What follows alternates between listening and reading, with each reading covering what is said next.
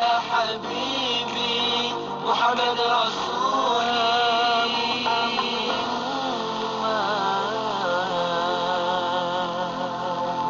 Hiburan mendidik jiwa hanya yang terbaik di IKIM, Inspirasi Emporia Islami.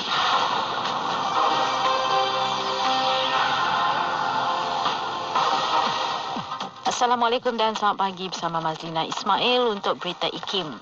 Seluruh negara kecuali Sarawak kini di bawah Perintah Kawalan Pergerakan PKP selepas kerajaan turut menguatkuasakan perintah itu di Perak, Kedah, Perlis, Negeri Sembilan, Pahang dan Terengganu mulai 22 Januari ini hingga 4 Februari depan. Menteri Kanan Keselamatan Datuk Seri Ismail Sabri Yaakob berkata keputusan itu dibuat setelah terdapat peningkatan taburan kes positif COVID-19 dalam komuniti di negeri-negeri terbabit. Katanya dalam sidang media perkembangan PKP di Kuala Lumpur semalam, kerajaan sebelum ini menguatkuasakan PKP di 6 negeri iaitu Pulau Pinang, Selangor, Wilayah Persekutuan Kuala Lumpur, Putrajaya dan Labuan, Melaka, Johor dan Sabah mulai 13 hingga 26 Januari. Keputusan sama ada operasi peniaga makanan dibenar dilanjutkan sehingga jam 10 malam berbanding 8 malam ketika ini akan diumumkan dalam masa terdekat. Menteri Kanan Keselamatan Datuk Seri Ismail Sabri Yaakob kata Majlis Keselamatan Negara MKN akan mendapatkan pandangan Kementerian Kesihatan KKM berhubung cadangan terbabit.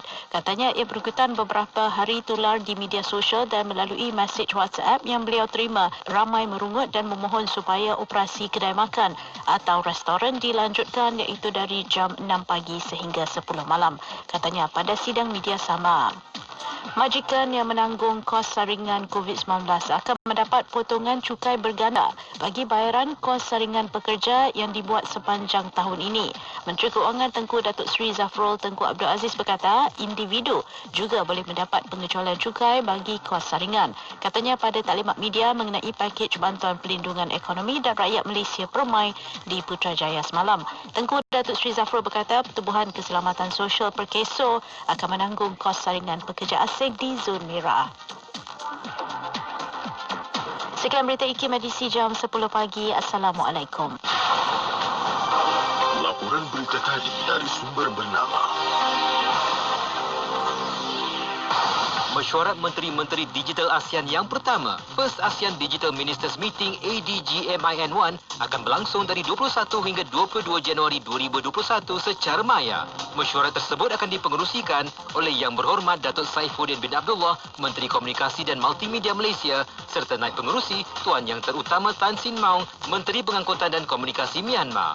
ADGMIN1 merupakan mesyuarat ASEAN bagi memantapkan jalinan kerjasama negara-negara ASEAN ke arah pelonjakan sektor ICT dan telekomunikasi serta akan membincangkan peranan sektor ini dalam pasca COVID-19. Kapsul Masa.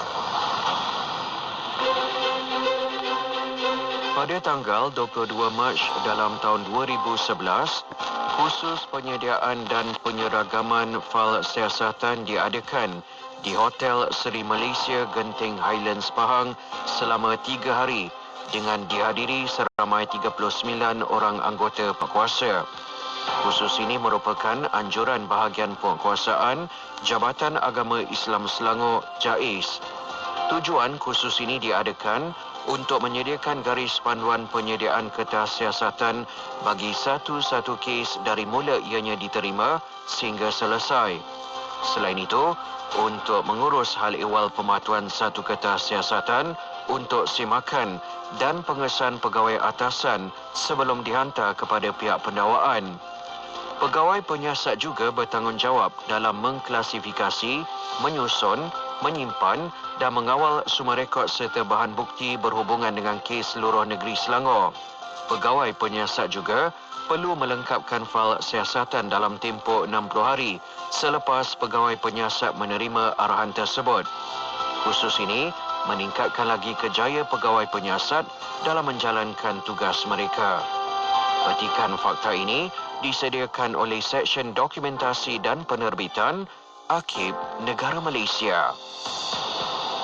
Subhanallah walhamdulillah wa la ilaha illallah wallahu akbar wa la hawla wa la quwwata إلا بالله سبحان الله والحمد لله ولا إله إلا الله والله أكبر ولا حول ولا قوة إلا بالله.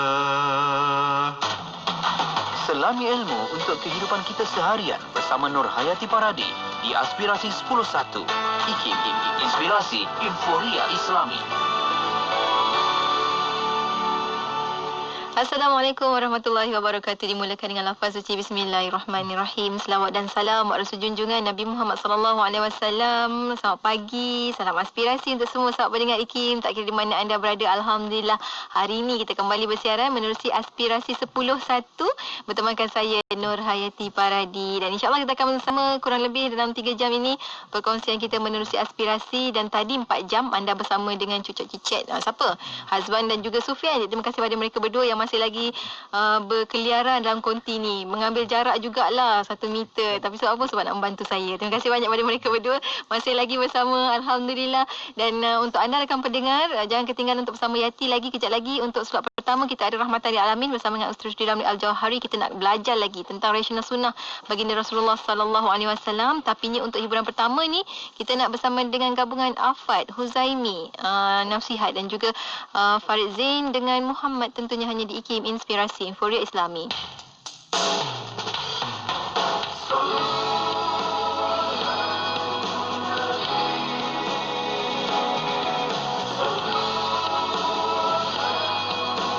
Allahumma salli ala Muhammad.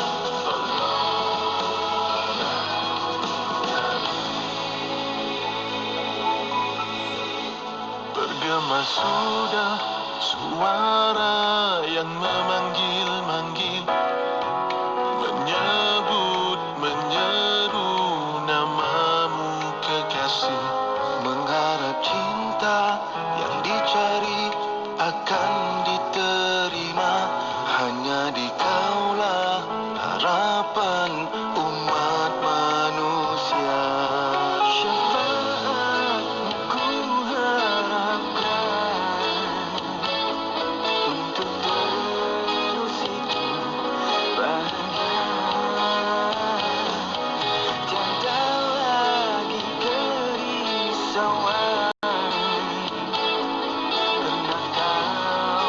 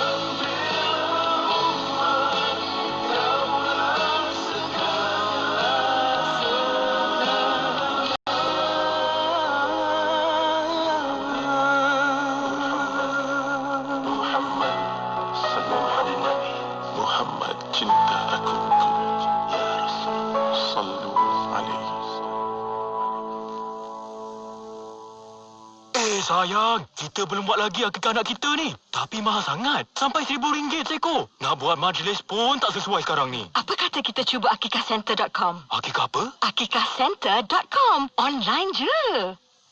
Ya, saya dah buka akikahcenter.com. Sembelihan di Mekah, dapat video rakaman sembelihan, siap ada sebut nama anak lagi. Harga pun RM499 je bang. Daftar cepat. Akikah apa tadi sayang? akikahcenter.com.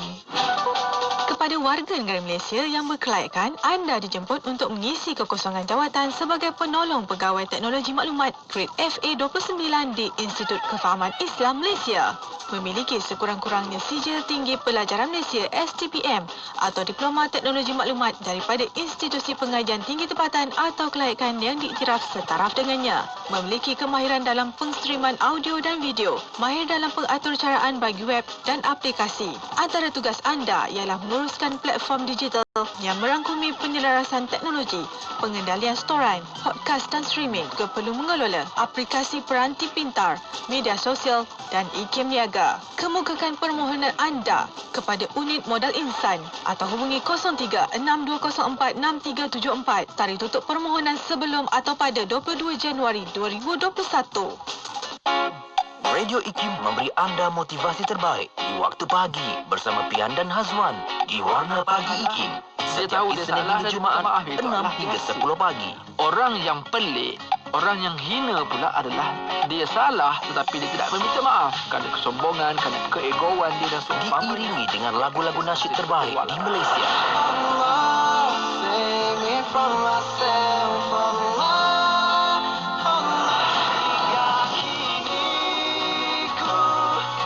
Terus setia bersama IKIM, inspirasi Inforia Islami.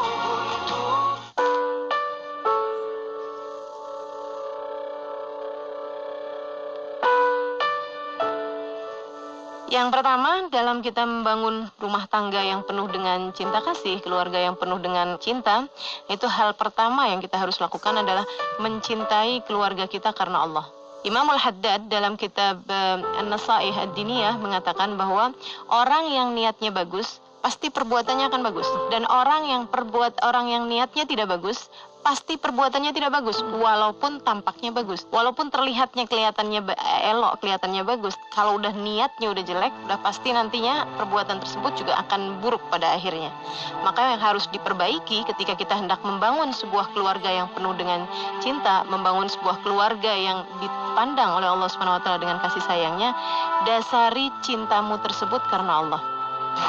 100.7 FM di Tawau, Sabah. IKIM, Inspirasi Inforia Islami. Inspirasi Inforia Islami tentunya hanya di Radio Institut Kefahaman Islam Malaysia. Alhamdulillah, waktu ini kita bersiaran untuk slot pertama di Aspirasi untuk edisi Rabu yang positif ini. Bakal kita bersama menerusi perkongsian Rahmatan Lil Alamin. Dan bersama dengan kita, tak lain tak bukan untuk perkongsian pada hari ini, kita ada tetamu tetap untuk Rahmatan Lil Alamin, Ustaz Rushdi Ramli Al-Jauhari di hujung talian saat ini. Assalamualaikum Ustaz. Waalaikumsalam warahmatullahi wabarakatuh. Alhamdulillah. Terima kasih banyak pada Ustaz kerana sudi untuk bersama sekali lagi bersama dengan rakan pendengar, dan kita nak belajar lagi satu aspek tentang rasional sunnah baginda Rasulullah sallallahu alaihi wasallam. Dan kali ini Ustaz nak bawakan tentang penampilan lagi, tapinya dari sudut menyikat rambut dan juga uban baginda Rasulullah sallallahu alaihi wasallam. Dan awalan ini mungkin Ustaz sedikit mukadimah daripada Ustaz untuk tajuk kita. Silakan Ustaz. A'udzubillahi minasyaitonirrajim. Bismillahirrahmanirrahim. Assalamualaikum warahmatullahi wabarakatuh. Innal hamdalillah nahmaduhu wa nasta'inu wa nastahdihi wa nastaghfiruh. Na'udzu billahi min shururi anfusina wa min sayyiati a'malina. May yahdihillahu fala mudilla lahu wa may yudlil falan tajida lahu waliyyan mursyida. Qad rabbi shrah li sadri wa yassir li amri wahlul 'uqdatam min lisani yafqahu qawli. Fa amma ba'd. Terima kasih kepada DJT, mudah-mudahan sihat walafiat hendaknya, dan tak luputkan kepada seluruh pendengar dan penonton yang dirahmati Allah Subhanahu wa taala sekalian. Mudah-mudahan kita dipelihara oleh Allah Subhanahu wa taala dari segala wabak penyakit, ya. Dan seterusnya kita berdoa agar Allah keluarkan kita daripada ujian ini. Maksudnya adalah kita sekarang ni kalau kita lihat kes COVID sangat menggerunkan kita kan, tapi insya-Allah ada hikmah yang sebalik yang terbaik untuk kita sebenarnya. Tapi kita jangan lupa kita tetap masih belum menang, kita jaga kita insya-Allah. Okay. Hati dan sedang pendengar yang dirahmati oleh Allah Subhanahu Wa Taala sekalian, pada pertemuan kita lepas kita dah bicara tentang penampilan baginda Rasulullah, apa rasional berpenampilan menarik. Rupanya dari sudut psikologi. Psikologi ilmu bagaimana nak membaca pemikiran orang ni kan. Jadi Allah SWT dari sudut penampilan kita, orang yang tahu dia boleh menilai dari sudut penampilan kita. Okay? Bagaimana Allah SWT kita berhadapan, bagaimana kita bercakap, kemudian dari sudut kesihatan juga telah menggambarkan kesihatan kita dari sudut penampilan kita. Jadi sama juga yang kita bicara pada pertemuan kita lepas ialah rambut. Rambut ini ialah kalau orang perempuan kata rambut mahkota wanita, tetapi rambut mahkota semua sebenarnya. Rambut mahkota semua. Jadi dari sudut rambut orang boleh menilai kita sebenarnya. Nanti kita akan bicara tentang potongan ataupun bentuk cara kita menyikat rambut dari sudut psikologi. Orang belah tengah, orang psikologi kata apa. Belah tepi, dari sudut psikologi kata apa kan. Dia dapat menggambarkan peribadian kita sebenarnya. Mungkin kita tak perasan, kita kata alah itu semua mungkin cakap-cakap yang tidak ada fakta. Tetapi rupanya ada kajian di kajian secara interview, secara temu bual dilaksanakan di Korea kan. Korea kita tahu dia dengan pattern rambutnya, dengan style rambut yang pelbagai. Rupanya ada satu universiti yang mengkaji tentang dari sudut personality, dari sudut penampilan tu ada kaitan, boleh mempengaruhi sudut rambutnya. Rambut boleh mempengaruhi sudut personality seseorang. Jadi kita akan bincang tentang. Dan kita bincang juga apa kata akhlak, apa kata Islam tentang rambut insya-Allah. Okey. Saya rasa saya terus masuk dalam yang kita nak bicara pada hari ini insya-Allah. Hari ini kita nak bicara bab bagaimana Rasulullah menyikat rambut. Pertama sekali, kalau kita lihat hadis banyak daripada Aisyah radhiyallahu anha. Kata Aisyah, aku menyikat rambut Rasulullah sallallahu alaihi wasallam ketika itu aku sedang dalam keadaan haid. Dalam keadaan haid. Kenapa disebutkan oleh Aisyah? Nak memberi isyarat pada kita sebenarnya wanita yang haid tidak ada masalah untuk menyikatkan rambut suaminya. Kerana kalau kita merujuk kepada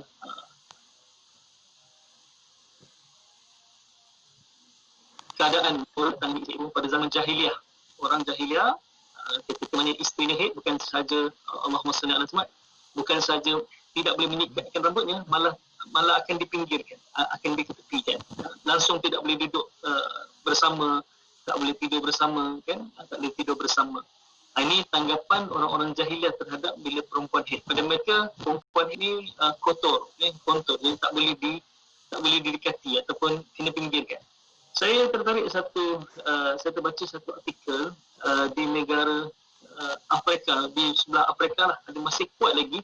Bila isterinya dalam keadaan haid, dia akan diletak di luar rumah. Lagi dahsyat dia. Bila isteri dalam keadaan haid, akan diletak di luar rumah. Tidak boleh duduk dalam rumah. Tidak boleh duduk dalam rumah. Dia akan duduk di pondok di luar rumah. Kadang-kadang ada disebut bahawa ada isteri yang mati kerana dipatuk ular, ada yang mati kerana kesejukan, kan?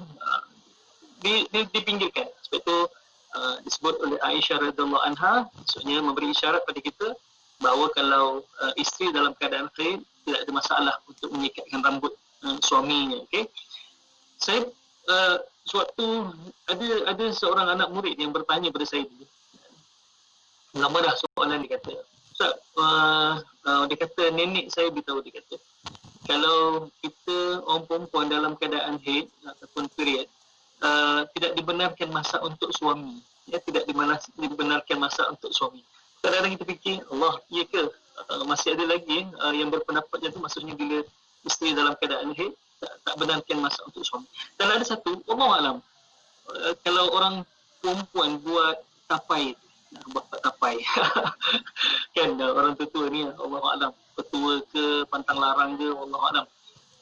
Dia kata orang perempuan yang dalam keadaan haid tak boleh buat tapai, nanti tapainya tak jadi, tapainya jadi warna merah ke, Allah alam lah. Kita fikir ya, masih ada lagi orang berpegang, orang perempuan yang dalam keadaan haid tak boleh buat tapai. Kalau buat tapai tak jadi. Nampak masyarakat masih ada lagi sisa-sisa walaupun dah meninggalkan zaman jahiliyah lama dah, Islam pun datang dan mewarnai masyarakat ketika itu dengan ilmu, dengan rasional, tapi masih lagi ada dengan pantang larang dan sebagainya tu kan. Okey, jadi disebut. Cuma apa yang kita ambil kesimpulan daripada hadis, walaupun hadis ini tidak merujuk kepada khair, tapi sebagai info pada kita lah itu insya-Allah berkenaan dengan khair ni. Yang Allah SWT berfirman dalam surah Al-Baqarah ayat 222 fa'tazilun nisa fil mahid, hendaklah engkau menjauhi diri daripada perempuan yang khair. Maksudnya ayat ni adalah jangan setubuhi mereka, okey. Itu wala taqrabuhunna hatta yatahun, kan? Jangan kamu dekatinya sehinggalah dia suci. Maksudnya jangan kamu setubuhi, bukan fa'tazilu ni maksudnya kita jauhkan diri, tak bersama, tak duduk satu rumah, tak. Ayat ni lebih kepada menjurus jangan kamu gauli, jangan kamu lakukan persubuhan dengan isteri yang dalam keadaan haid, kan? Itu yang disebutkan tentang itu insya-Allah. Jadi bukan. Yang kedua nanti, dan sedang pendengar oleh Allah SWT sekalian, kalau kita lihat cara Rasulullah SAW menyikat rambut, Anas bin Malik radhiyallahu anhu menyebutkan bahawa Rasulullah SAW meminyakkan rambutnya dan janggutnya, dan banyak bentuk menutup kepala, ataupun dipanggil apa nama, qina, menutup kepala, sama ada dengan serban yang tidak dililit di kepala tu, dan sehingga penutup kepala itu berminyak seperti pakaian pembuat minyak, pakaian pembuat. Jadi secara Nabi SAW, Allah SWT kita bincang yang lepas kan, liman lahu sya'run fal yukrimhu, kan? Barang siapa yang memiliki rambut, kata Nabi SAW, hendaklah dia memuliakannya, Jadi menyikat rambut ni adalah satu cara memuliakan rambut. Selain pada kita bincang yang lepas adalah kalau kita potong, kita simpan dan kita tanam. Ada respon daripada sidang pendengar kita. Dia kata, ya betul, neneknya, maknya dulu-dulu dia kata kalau kita potong rambut ataupun rambut kita gugur, kita sikat rambut, orang tu dulu dia akan simpan rambut tu digulung-gulung kan, digulung. Nanti bila ni dia akan apa nama, dia akan tanam. Itu cara memuliakan rambut lah, cara memuliakan rambut yang lain, yang seterusnya adalah kita merapikan rambut, meminyakkan rambut, menyikat rambut. Ini cara kita memuliakan rambut. Jadi kita mengulangi tuntutan daripada hadis itu, barang siapa yang memiliki rambut, man lahu sya'run, bagi siapa yang memiliki rambut, fal yukrimhu, hendaklah dimemuliakannya, Okey. Jadi Nabi SAW, kalau kita lihat, Nabi meminyakkan rambut bukan sekadar meminyakkan. Nabi meminyakkan sehingga pakaian Nabi seumpama macam pakaian si pembuat minyak. Penuh rambut Nabi SAW. Sebab itu kalau kita rujuk dalam hadis, nanti cerita bab uban Nabi SAW, Anas bin Malik radhiyallahu anhu disebut bahawa tidaklah rambut Nabi dan janggut Nabi melebihi 20 helai uban. Bagaimana Anas boleh mengira, dan ada ketikanya Anas tidak boleh mengira rambut Nabi SAW sebab rambut Nabi ni dipenuhi dengan minyak. Uban ni sifat dia kilat. Jadi kalau kita meminyakkan rambut dan seluruh rambut kita berkilat, jadi akan menutup uban tersebut. Jadi orang yang banyak uban kena pakai banyak minyak supaya ubannya tidak kelihatan. Sebab sifat uban kilat, jadi meminyakkan rambut dengan minyak yang banyak, dia akan menutup uban tersebut. Selain daripada itu, kebaikan untuk kulit kepala kita lah. Kulit kepala kita yang kering, bila kita meminyakkan kulit kepala, dia akan sentiasa lembap dan tidak adalah yang dipanggil klimomo tu. Kulit kering di kepala. Dan seterusnya, dia akan menguatkan rambut. Nanti kita akan bicara tentang minyak apa yang Nabi guna. Saya rasa semua dah tahu dah. Nabi berminyak dengan minyak zaitun. Nabi kata, kulu az-zaita waddahinu bihi. Makanlah kamu dengan minyak zaitun, waddahinu bihi, dan berminyaklah dengannya. Fa innahu min syajaratin mubarakah. Kerana zaitun ini ataupun minyak zaitun ini dia daripada pohon yang diberkati oleh Allah Subhanahu Wa Taala. Sebab Allah bersumpah dengan watini wa zaitun, demi buah tin dan demi buah zaitun, kan? Jadi sebab itu pohon yang diberkati. Jadi minyak Nabi SAW adalah minyak zaitun. Nanti kita bicara tentang kebaikan itu insya-Allah untuk bab merapikan rambut Nabi SAW. Jadi saya rasa cukup sekadar dulu itu kita sambung untuk insya-Allah. InsyaAllah. Itu baru mukadimah daripada Ustaz. Dan Alhamdulillah banyak sangat ilmu kita belajar. Tadi ada juga yang respon kata, oh pasal tapai itu baru tahu Ustaz. Masya Allah. Dan kita ada banyak juga soalan-soalan. Tadi soalan berkenaan dengan minyak apa yang baginda Rasulullah pakai pun Ustaz dah jawabkan dah. Kejap lagi kita akan sambung banyak lagi dari sudut psikologi, akhlak dan Islam juga. Apa yang kita nak belajar bila kita tentang merapikan rambut, menyikat rambut, meminyakkan rambut dan juga uban baginda Rasulullah SAW. Semuanya kita akan kongsikan lepas kita berhenti rehat seketika. Untuk anda rakan pendengar jangan ke mana-mana. Ada pertanyaan, persoalan, ajukan saja di FB IKIM FM ataupun FB Ustaz sendiri, insyaAllah Ustaz Rusdi Ramli Al-Jawhari, ataupun di YouTube IKIM dan di WhatsApp IKIM di 011290040004. Kita berhenti rehat seketika. Kembali selepas ini tentunya hanya di IKIM Inspirasi Inforia Islami.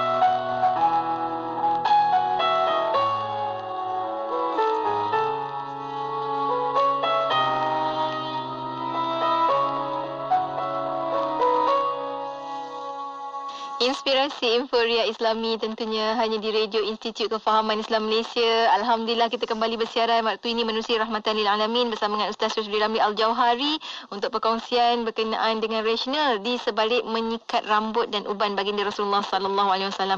Banyak juga soalan Ustaz, ada yang tanya kalau luruskan rambut boleh ke tidak dan sebagainya. Itu kejap lagi kita akan jawab, tapi ni kita sambung lagi dulu silibus kita Ustaz untuk perkongsian kita pada hari ini. Silakan Ustaz.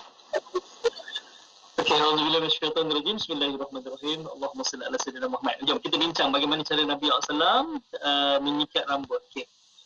Kalau kita lihat ada hadis daripada Aisyah radhiyallahu anha, baginda SAW menyukai mendahulukan yang kanan dalam bab taharah, bab bersuci, bab menyikat rambut dan juga bab memakai selipar ataupun kasut ataupun sandal. Jadi Aisyah memberitahu pada kita bahawa cara Rasulullah menyikat rambut, Nabi mendahulukan rambut yang sebelah kanan terlebih dahulu berbanding kiri. Dalam bab taharah, Nabi akan mendahulukan anggota yang kanan. Dan juga dalam bab memakai selipar, nanti kita akan bicara bab cara Nabi memakai selipar dan apa rasionalnya kita sarung kasut kaki kanan dulu ataupun selipar kaki kanan dulu. Ada kaitan dengan akhlak sebenarnya, ada kaitan dengan akhlak.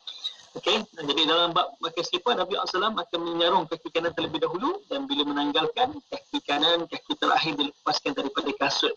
Itu yang cerita nanti pasal kasut. Okey. Tapi dalam apa yang kita nak ambil di sini adalah dalam bab menyikat rambut pun Nabi akan mendahulukan yang kanan. Kalau kita rujuk dalam hadis ni daripada Aisyah ni disebutkan Nabi sallallahu alaihi wasallam yu'jibuhu tayammunu fi tana'ulihi wa tarjulihi wa tuhurihi wa fi sya'ni kulli. Kata Aisyah, nampak? Sesungguhnya baginda SAW ataupun Nabi SAW yu'jibuhu. Maksudnya Nabi kagum, Nabi bangga, Nabi suka tayammunu, mendahulukan yang kanan dalam tana'ulihi, dalam pakai kasut ataupun selipar, wa tarjulihi, dalam bab menyikat rambut, wa tuhurihi, dalam bab tahara, bersuci, ambil wuduk, mandi wajib dan sebagainya, wa fi sya'ni kullihi, dan dalam semua urusan Nabi SAW baginda akan mendahulukan yang kanan. Jadi kalau kita sikat rambut, kita sikat sebelah kanan dulu, insya-Allah kita akan dapat pahala. Jadi pahala mendahulukan yang kanan, pahala mendahulukan yang kanan. Kalau kita rujuk dalam yang lain pun disebut idza tawadda'tum fabda'u bimaya minikum. Kata Abu Hurairah, Nabi SAW bersabda, bila kalian berwuduk, maka mulailah anggota yang sebelah kanan. Okay. Yang seterusnya, kalau kita rujuk pada Anas bin Malik tentang mendahulukan kaki kiri ketika masuk dalam masjid. Dia berkata, min sunnati idza dakhaltal masjida anta bada'a birijlikal yumna wa idza kharajta anta bada'a birijlikal yusra. Termasuk dalam sunnah Nabi SAW, kata Anas bin Malik, jika engkau masuk ke dalam masjid, maka dahulukanlah kaki kanan, dan jika engkau keluar dari masjid maka dahulukanlah kaki kiri. Nampak? Banyak lagi hadis sebenarnya kalau kita bicara tentang kaki kanan, kaki kiri ni, ataupun mendahulukan yang kanan, mendahulukan yang kiri. Dan satu hadis yang saya tertarik daripada Al-Bara' bin Azib radhiyallahu an, disebut bahawa kana idza sallaina khalfa Rasulillah sallallahu alaihi wasallam ahbabna an nakuna an yamini ayuqbila alaina biwajhi. Kami kalau solat di belakang Nabi SAW, dikata kami suka berada di sebelah kanan baginda SAW, sebab setelah mana Nabi memberi salam, Nabi akan memusingkan badannya ke sebelah kanan dan akan memandang wajah kami, Nampak jadi bukan dalam masalah menyikat rambut saja. Menyikat rambut ni salah satunya. Tapi dalam semua perkara Nabi SAW suka mendahulukan yang kanan, kan? Itu kalau kita nak dapat pahala yang mudah sebenarnya, kita sikat rambut pagi-pagi tu, sikat di belah kanan dulu. Kita orang tanya, Ustaz, yang tak ada rambut macam mana pula? Dia kata, kesian orang tak ada rambut ni. Tak apa, tak ada rambut, kita ambil iktibar, ambil sikat tu, sikatlah belah kanan. Dapat pahala juga, insya-Allah dapat pahala, walaupun tak ada rambut, dapat pahala, kan? Sikat yang kanan, tak ada masalah. Tak ada orang kata orang gila, insya-Allah. Kalau anda kata orang gila, kan, kita tahlul, selama ni kita melaksanakan ibadah haji dan umrah, kita tahlul, kan. Orang yang tak ada rambut, bagaimana dia nak mengintai rambut dan mencukur rambut? Dia ada sekadar melalukan pisau cukur di atas kepala. Ataupun kalau tak ada pisau cukur, dengan gunting tu diisyaratkan menggunting rambut walaupun tak ada rambut. Kalau kita kata itu orang gila, tak, kan? Tak, itu adalah caranya kalau kita tak ada rambut. Ada orang tak ada rambut, jadi cara bagaimana? Itu sebenarnya tentang itu, insya-Allah. Okay. Yang seterusnya, kalau kita bicara lagi tentang cara Nabi SAW menyikat rambut, ni ada satu hadis. Daripada Ibnu Abbas radhiyallahu an, kata sebelum ini baginda sallallahu alaihi wasallam membiarkan rambutnya terurai. Dan ketika itu orang-orang musyrik merapikan rambutnya dengan menyikat ke kiri ataupun ke kanan, ataupun di belah tengah. Sedangkan ahli kitab sentiasa membiarkan rambutnya terurai, dan pada mulanya Rasulullah SAW lebih suka meniru tingkah laku ahli kitab selagi mana belum ada ketentuan syarak daripada Allah Subhanahu Wa Taala. Setelah ada ketentuan syarak, Rasulullah membelah rambutnya kepada dua bahagian. Membelah rambutnya kepada dua bahagian. Okey. Awalnya kalau kita rujuk daripada hadis ni, Nabi SAW membiarkan rambut itu urai tanpa disikat. Tapi kalau kita lihat rambut Nabi SAW, itulah rasional rambut ikal, rambut ikal dia bergelombang, beralun. Jadi orang yang memiliki rambut ikal dan beralun ni, dia tak perlu merapikan sangat, tak perlu sentiasa bersikat. Dia tak sikat pun rambutnya nampak kemas, rambutnya nampak kemas. Itu kalau kita rujuk daripada hadis daripada Sayyidina Hasan yang meriwayatkan daripada pakciknya, Abi Halah, pakciknya Abi Halah, Hind bin Abi Halah. Dan juga kalau kita rujuk daripada hadis daripada Sayyidina Ali karamallahu wajhah, dia pun menceritakan tentang rambut Nabi SAW ni ikal, bergelombang. Kalau dibiarkan pun tak disikat, rambut tu tetap nampak rapi sebab sifat rambut yang ikal dan bergelombang ni dia walaupun tak disikat tetap nampak rapi, tetap nampak rapi. Itu sebab itu Nabi membiarkan rambut dia. Kita jangan bayangkan kalau kita rambut kita mungkin kalau tak dibiarkan, kalau kita tak rapikan, dia mungkin macam serabut sangat, serabut. Tapi Nabi SAW rambutnya tak sentiasa rapi walaupun tak diikat. Itu asalnya Nabi buat macam tu. Tapi kalau kita rujuk pula, sebenarnya kenapa Nabi lebih mengikut orang-orang ahli kitab, ini Yahudi dan Nasrani, sedangkan Nabi SAW dalam banyak hal Nabi tak nak sama dengan orang Yahudi dan orang Nasrani. Jadi rasionalnya adalah meniru Alkitab itu dengan tujuan menjinakkan mereka kepada Islam, menjinakkan mereka kepada Islam. Setelah Islam kuat, baginda mengambil langkah untuk menunjukkan perbezaan dengan mereka, dengan mereka. Manakala tidak meniru orang musyrik, iaitu menyikat rambut, merapikan rambut kiri dan kanan, adalah kerana tidak mengiktiraf mereka menyembah berhala. Tidak mengiktiraf mereka menyembah berhala. Yang ketiga, rasional sebab belum turun syariat tentang ini. Jadi bila dah turun syariat tentang ataupun cara menyikat rambut untuk tak sama dengan orang ahli kitab Yahudi dan Nasrani, Nabi membelah rambutnya kepada dua bahagian. Nabi membelah rambutnya kepada dua bahagian. Okay. Dan perbezaan dengan orang musyrik adalah Nabi menyikat rambutnya sebelah kanan dahulu berbanding kiri. Kalau orang musyrik dia sikat, Allah alam, mungkin dia sikat sebelah kiri dulu. Dia tidak punya. Jadi Nabi SAW untuk berbeza dengan orang musyrik, Nabi menyikat rambut sebelah kanan dahulu, baru sebelah kiri. Pada asalnya Nabi membiarkan rambutnya. Membiarkan rambut sebab kebiasaan orang-orang Yahudi dan Nasrani pun membiarkan rambutnya tanpa terurai, tanpa disikat sebelah mana kiri ataupun kanan. Dan kalau saya rujuk, dia orang Yahudi dan orang Nasrani suka sikat rambut ke belakang. Dia semua ke belakang rambut dia, semua ke belakang rambut. Jadi Nabi membiarkan rambutnya supaya maksudnya tidak membiarkan rambut sampailah turun ataupun sampailah datang cara yang diajarkan oleh Allah SWT melalui mungkin ilham dan sebagainya. Cara kita mendahulukan yang sebelah kanan, sikat yang sebelah kanan dulu baru kiri. Dalam bab menyikat rambut pun baginda SAW sangat cuba untuk tidak mengikut orang Yahudi dan orang Nasrani dalam lagi-lagilah dalam perkara-perkara yang besar, sebenarnya perkara-perkara yang besar. Kita sebenarnya setiap kali solat itu, kita dah iktiraf dah, kita dah mengaku dah, kita dah ikrar dah. Kita ghairil maghdubi alaihim waladdallin. Bukan jalan orang yang engkau murkai dan bukan jalan orang-orang yang sesat.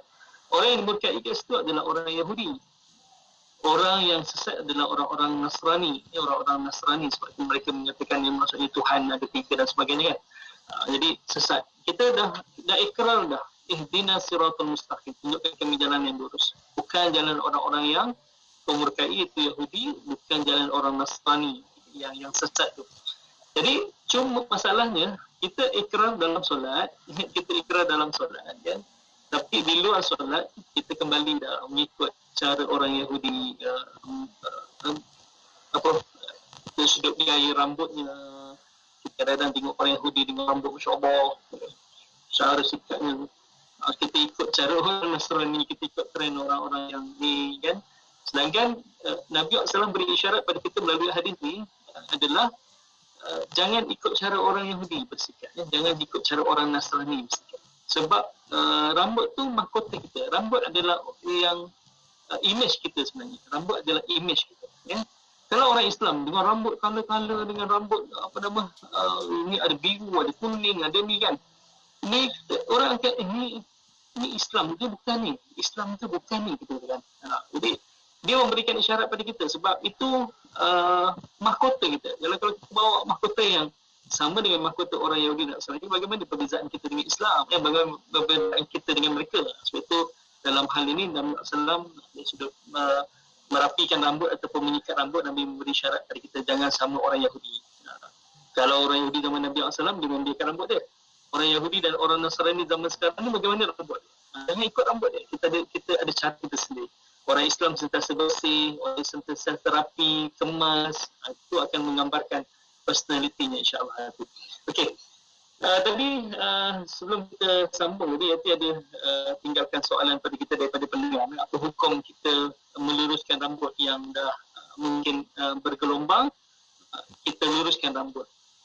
Okey, mungkin pakai alat yang pemanas tu kan, meluruskan rambut ataupun rebonding dan sebagainya. Hukumnya harus sebab dia bukan Allahumma SWT, dia bukan mengubah secara kekal sebab dia akan boleh kembali ke bentuk asalnya kan. Kembali ke bentuk asalnya. Atau jadi dari sudut hukumnya harus kita meluruskan rambut ataupun menggerintingkan rambut, hukumnya harus. Kerana dia bukan mengubah secara kekal, dia mengubah secara sementara. Sebab kalau kita buat hari ini, besok kita buat lagi, dia akan kembali kepada bentuk asalnya. Bila rambut tu dah sejuk balik, dia akan berpintal balik. Berpintal balik, atau yang disebut pintal tu insyaAllah. Okey, kita sambung sikit lagi untuk ini. Dan seterusnya kalau kita bincang tentang rasional yang seterusnya, Baginda SAW merapikan, menyikat dan meminyakkan rambutnya disebut illa ghibba, sesekali, bukan kerap kali. Yang pertama kerana apa? Sebab Nabi SAW tidak ingin seperti wanita dalam hal menjaga rambut. Orang perempuan rambut yang tebal kan, jadi dia sentiasa rapi kan. Dia sentiasa rapi kan. Jadi berbeza dengan orang lelaki. Orang lelaki ni ialah dia tak perlu rapikan rambutnya setiap hari, sikit-sikit sikatnya dulu. Masya Allah, orang lelaki ni tak lebih sangat sikat, mesti ada dalam kat kocik dia terkeluar sikat. Sikit sikat kan. Tak perlu, sebab Nabi dia merapikan, meminyak rambut dia illa ghibba, yauman ba'da yaum. Hari ni Nabi sikat, Nabi minyakkan, besok Nabi tak minyakkan. Kenapa? Nabi isyarat bahawa kita jangan buang masa pada rambut. Jangan buang masa dari sudut nak mendandan rambut. Banyak lagi benda lain yang kita patut dulukan kan. Tapi bagi orang perempuan yang memiliki rambut panjang, mereka kena sentiasa. Ini untuk orang lelaki maksudnya jangan kita merapikan dan minyakkan rambut, menjaga rambut seumpama orang perempuan jaga rambut. Sebab itu Nabi SAW lebih suka dan lebih senang berambut pendek. Supaya mudah untuk kita jaga. Dan saya tertarik dengan satu Allahumma respon daripada rakan pendengar kita. Dia kata bukan ke orang perempuan kena rambut panjang sebab Nabi sebab Ustaz sebut yang teman kita semalam minggu lepas tentang rambut isteri Nabi SAW dia pendek pendek. Bukanlah pendek umpama lelaki tapi dia melepas telinga ni. Dia sebenarnya ikut kita. Satu orang yang rambut panjang ni kadang-kadang dia susah untuk bekerja. Jadi akan mengganggu dia. Nabi, isi Nabi lebih selesa dengan rambut yang bukan rambut pendek macam lelaki ni. Tak boleh. Dia rambut yang hampir mencecah bahu. Hampir mencecah bahu. Apa yang disebutkan tentang itu. Jadi, hukum perempuan boleh rambut panjang, tak ada masalah. Boleh. Cuma lelaki yang tak boleh rambut panjang melepasi bahu sebab dia dah menyerupai kaum wanita. Kita pernah bincang tentang rasional rambut panjang kan. Pertama, untuk perangan. Nampak hebat, nampak megah. Sebab tu kita lepas kita ada pantun kan, apa guna kepuk di ladang kalau tidak berisi padi, apa guna berambut panjang kalau tidak berani mati kan. Rupanya pendekar-pendekar kita rambut panjang, dia nampak hebat, nampak gah, nampak kekuatannya. Jadi Nabi SAW rambut panjang ketika peperangan. Supaya nampak hebat, nampak gadan. Dari sudut psikologinya, bila orang yang berambut panjang ni anak muda. Jadi bila tentera musuh berhadapan dengan tentera Islam yang kebanyakan dia berambut panjang, dia sangka dia berhadapan dengan semuanya tentera-tentera dia anak-anak muda kan. Dia akan menimbulkan kegeruan pada dia. Dan seterusnya kalau kita tahu bahawa rambut ni dia menyerap haba. bila bela rambut panjang ni hingga bahu, dia akan menutup tengkuk kita, jadi mengelakkan daripada sejuk yang melampau lah. Sejuk yang melampau, insyaAllah. Okey. Jadi dan kita sambung insyaAllah lepas ni untuk rasional dari sudut psikologi, dari sudut bentuk bagaimana tikat rambut kanan kiri, lepas tu belah tengah, membiarkan rambut, semua ada dari sudut psikologi, insyaAllah. InsyaAllah. Dan ada juga yang bertanya soalan Ustaz, kata macam mana kalau kita mewarnakan rambut. Mewarnakan rambut pula bagaimana? Sebab tadi Ustaz cerita tentang uban kan. Kita akan kongsikan lepas kita berhenti rehat seketika. Untuk anda rakan pendengar, jangan ke mana-mana, teruskan kesetiaan bersama kami. Tentunya hanya di IKIM, Inspirasi Inforia Islami. Iman adalah merupakan salah satu rukun agama. Iman yang benar akan mensahihkan ibadah kita. Dengan iman yang teguh, kita tidak akan rasa susah ketika menghadapi dugaan. Bersama saya, Dr. Aiman Al-Akiti, menerusi rancangan Imanuna setiap Khamis jam 5 petang hanya di Radio IKIM. Inspirasi Inforia Islami, tentunya hanya di Radio Institut Kefahaman Islam Malaysia. Kita kembali bersiaran waktu ini menerusi perkongsian Rahmatan lil Alamin bersama dengan Ustaz Rusdi Ramli Al-Jauhari, cerita tentang rasional menyikat rambut dan juga rambut uban baginda Rasulullah sallallahu alaihi wasallam. Kita ada banyak soalan sebenarnya Ustaz, tapi itulah kita mulakan dulu untuk sesi ini dengan secara psikologi. Bila kita menyikat rambut tu, belah kanan apa dia punya rasionalnya, sebelah kiri apa pula, dari sudut psikologi Ustaz, silakan. Okey. Allahumma salli ala sayyidina Muhammad. Saya suka ambil daripada satu kajian psikologi. Ini kajian ni dilakukan di Korea dan ada juga satu kajian di Amerika Syarikat tentang psikologi rambut. Gaya rambut anda mengenai kepribadian anda. Sebut tajuk tu lah. Dia sebut bahawa di kajian ni berdasarkan kepada interview di lapangan. Interview di lapangan.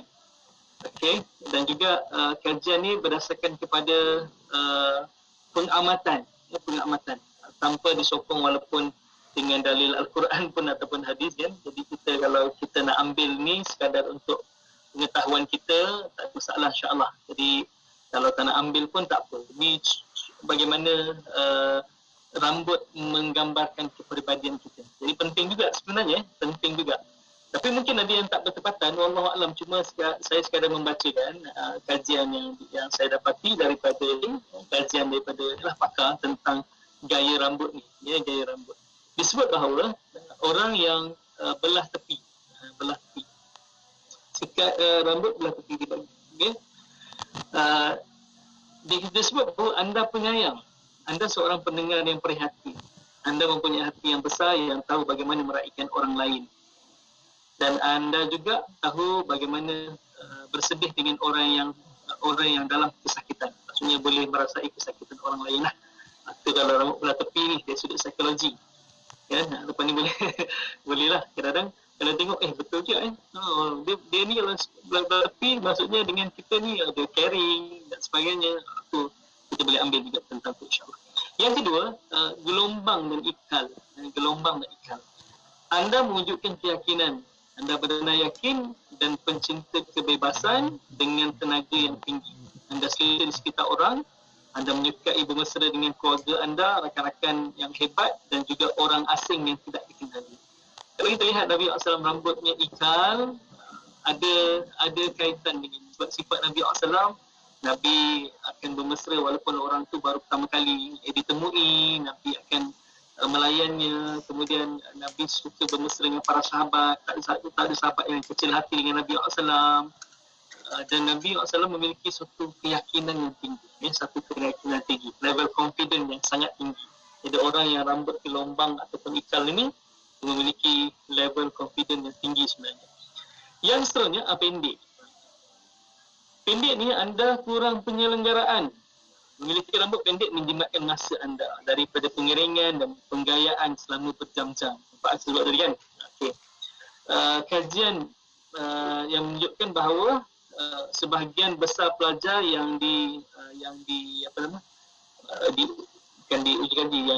diselidiki, dipanggil survey, mendapati ini dari sudut wanita, mendapati wanita dengan rambut pendek lebih rendah pemeliharaan, cergas dan lebih bahagia daripada mereka yang berrambut panjang. Okey. Berambut panjang pula, dari sudut psikologi dia kata, anda praktikal, anda menghargai akal yang sihat dan komited untuk mencapai matlamat anda tidak membuang masa, anda juga selalu fikirkan cara terpantas dan paling berkesan untuk menyelesaikan tugas. Ini dari sudut psikologi orang rambut panjang. Orang yang suka ikat tocang ni, ikat ataupun dipanggil ikat lah, ikat rambut ni, anda penuh tenaga. Dia ibarat macam orang nak gaduh, dia sensing lengan ni.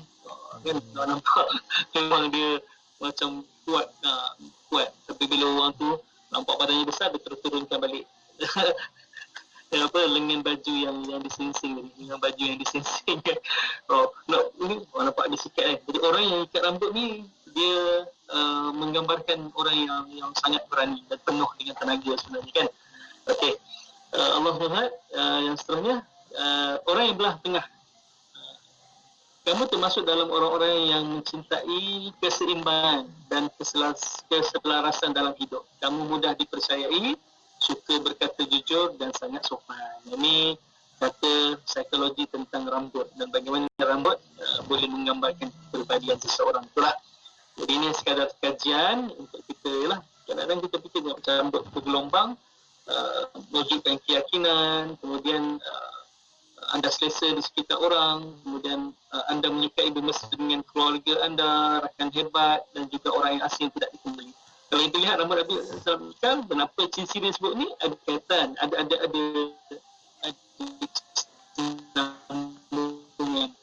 dengan bagaimana akhlak Nabi SAW. Dan kadang-kadang Nabi kalau kita lihat Nabi berperang, Nabi ikat rambutnya, Nabi jalin rambut ni menjadi 4 bahagian. Kenapa? Rupanya orang yang ikat rambut ni kan, dia akan dilihat sebagai orang yang penuh dengan tenaga,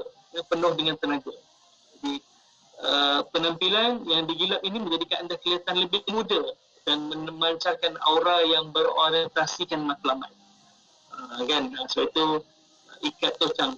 Kalau kita bicara tentang Nabi SAW berperang, Nabi jalin rambut ni kepada 4 bahagian yang Nabi ikat untuk menampakkan seorang yang sangat hebat dan orang yang penuh dengan tenaga. Macam tadi sebelah nak bergaduh sing-sing lengan tadi tu lah. Umpama macam tu.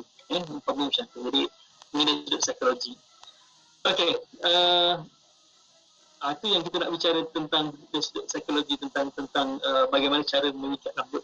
Macam tentang. Jadi saya rasa kita kembali kepada persoalan yang diajukan tadi tentang mewarnakan rambut. Mewarnakan rambut. Daripada sahabat kita ni, Ayang RMN kata, Ustaz Rusdi, dan saya nak tanya, boleh ke kaum wanita warnakan rambut dengan pewarna zaman sekarang ni? Tapi bukannya gunakan inai lah.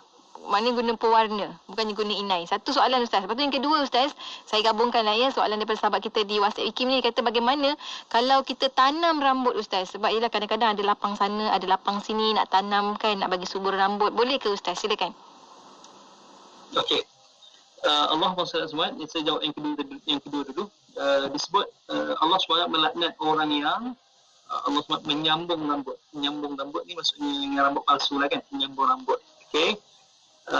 Yang bertatu dan minta untuk ditatukan, yang bertatu dan yang pembuat tatu, kemudian yang menyambung rambut dan orang yang diminta untuk menyambung rambut. So penyambung rambut tu Allah laknat. Tapi kita bicara ni lebih detail untuk semua kita akan datang, insya-Allah saya akan bawakan dengan dalil-dalil hukum menanam rambut dan menyambung rambut. Cuma saya nak respon yang pertama tadi tentang soalan yang pertama, bab mewarnakan rambut. Kalau kita rujuk dalam fiqh al-manhaji, haram bagi lelaki ini kalau kita warnakan dengan warna hitam, warna hitam. Haram bagi lelaki dan perempuan mewarnakan janggut dan rambutnya dengan warna hitam. Kenapa? Pertama, ada unsur pemalsuan. Sebab kalau kita orang yang dah berusia ni tua, dia hitamkan rambutnya semua jadi warnakan rambut jadi hitam, dia akan ada unsur pemalsuan, dia akan merubah wajah sebenarnya. Dia merubah wajah. Memang akan nampak muda sebenarnya. Jadi dia ada unsur pemalsuan kat situ. Yang kedua, namun sunnah mewarnakan uban ataupun rambut dengan warna yang lain selain daripada warna hitam. Itu sama ada warna kuning ataupun warna merah. Kuning dan merah ni adalah daripada inai, jadi sunnah. Jadi apa hukum kita mewarnakan rambut kita? Boleh sebenarnya, kecuali warna hitam yang tidak dibenarkan. Hitam yang tidak dibenarkan. Okey. Dari sudut kita bincang pula warna rambut Allahuakbar dengan pewarna yang macam mana yang dibolehkan. Kita kena pastikan pewarna rambut kita tidak menyalut rambut. Ataupun kalau kita mewarnakan rambut Allahuakbar, dia menghalang air masuk ke dalam rambut atau tidak. Kalau dia menghalang, dia akan mengganggu dari sudut mandi wajibnya dan apa nama? Dari sudut mandi wajib lah, sudut mandi wajib kan. Jadi dia akan menghalang daripada air masuk ke dalam rambut kita, sebab rambut kita ni sifatnya menyerap air. Dia bukan kalis air, dia menyerap air. Jadi kalau kita mandi wajib dan sebagainya, kita maksudnya meratakan air, dan air tu syaratnya mestilah masuk ke dalam rambut.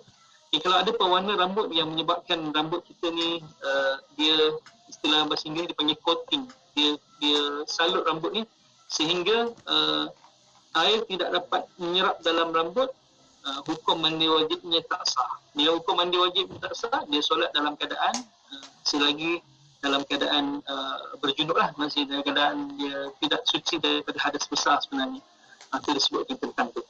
Satu lagi yang ada satu soalan yang menarik di dalam ni, tidak silap saya sahabat kita disebut kalau kita meminyakkan rambut kita dengan minyak zaitun yang banyak kan, ketika mengambil wuduk bagaimana air boleh masuk dalam rambut yang disalut dengan minyak. Inilah hebatnya dan uniknya minyak zaitun. Minyak zaitun ni dia mudah larut dalam air, mudah larut dalam air. Jadi kalau minyak zaitun ni kita letak dalam dia mudah larut, maksudnya dia boleh hilang dengan air, dia boleh hilang air. Jadi dia tidak sifat menyalut rambut sebenarnya kan, menyalut rambut.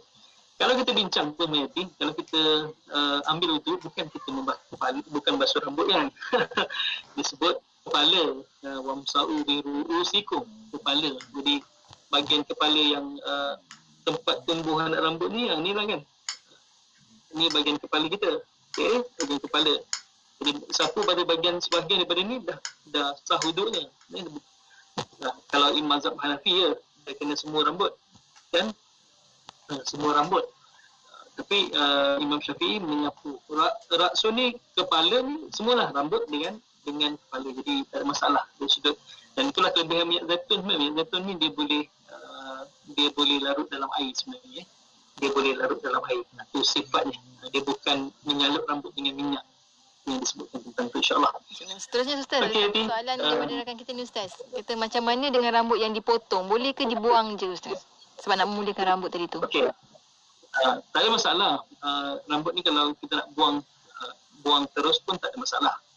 Cuma kita muliakan dia. Bagaimana yang sebut tadi tu lah. Value cream tu, kita muliakan rambut ni. Sebab rambut ni adalah sebahagian daripada tubuh badan kita. Rambut ni adalah sebahagian daripada tubuh badan kita. Maksudnya kita potong kuku juga.